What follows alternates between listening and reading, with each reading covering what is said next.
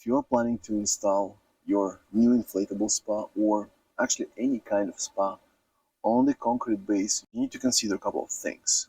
This is how the base looks. First, the incline. You want to make sure that you have more or less flat area. Why I say more or less? Because you still want to have a little bit of drainage. This specific patio has a little bit of angle, couple of degrees angle towards the backyard to drain the water, which is great for us. We don't want water staying underneath the spa. Next, you want to think about insulation. For the inflatable spa, the bottom is not inflated. It's more or less rigid, but still it's touching the concrete. During the colder days or colder nights, the hot water within the spa basically will be heating up the concrete base. If you are installing your spa on the wooden deck, the mats for the gyms will be the best. They will work on the wooden deck, but they will not work on the concrete patio because they don't have any insulation rating. So before you install any insulation, think about vapor barrier. You want to make sure the moisture from your concrete or patio stones is not getting through.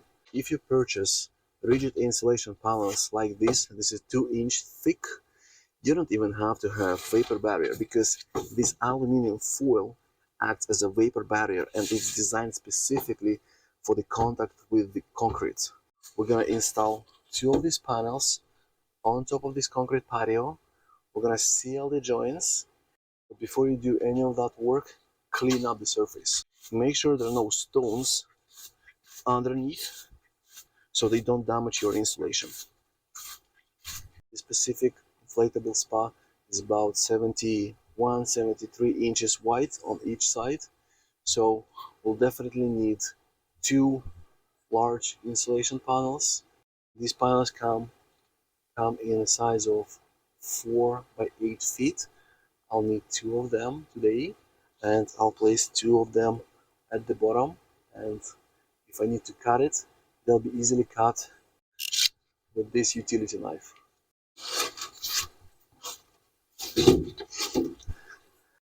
If you worry about these panels compression, don't. Their strength is 10, 20, 30 psi, but this one is actually not that high. It's 10 psi, but with the full load of the spa is about 2,500 pounds. The strength of these panels is still about 20 times higher than the total load of the fully loaded spa with the water and with 4 people.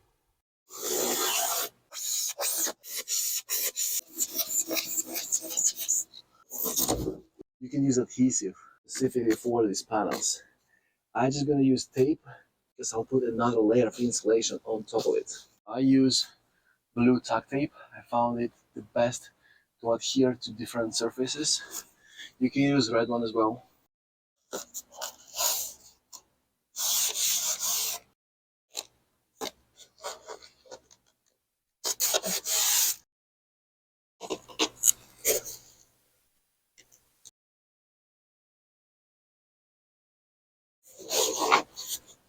Guys, I was just about to install this bubble insulation on top of it and put the spa, put the water, and then I realized one important thing. We also have kids who's gonna definitely walk on these edges, and 100%, even us, we will step with our bare feet on it and we'll make dents. It's not the end of the world, but it will not make it pleasant, and I think if we keep it for one more season, eventually the spa might compress it a little bit. So I decided to add an OSB board on top of it. If you are adding this setup for a long term, I suggest you adding subfloor rated OSB, which is 3/4 inch or maybe 1932, not quarter inch, not half inch.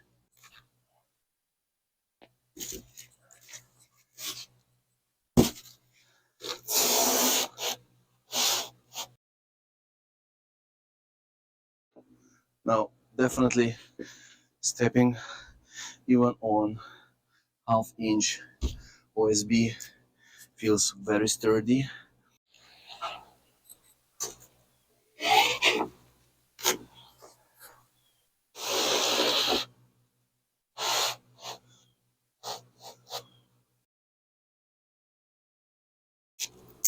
Now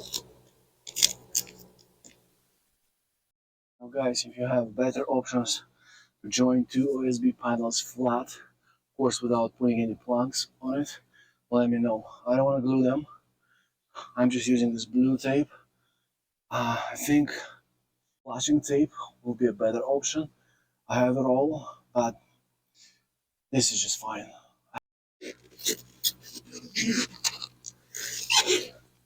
If you don't have bubble insulation, throw a tarp on top of it. It's gonna be good enough. Just get the brown or gray one or green one.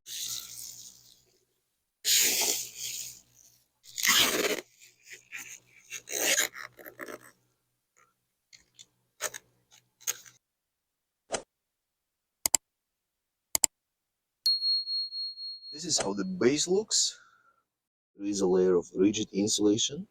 There is half an inch OSB panel. Then there is a layer of bubble insulation, completely optional. I just had it.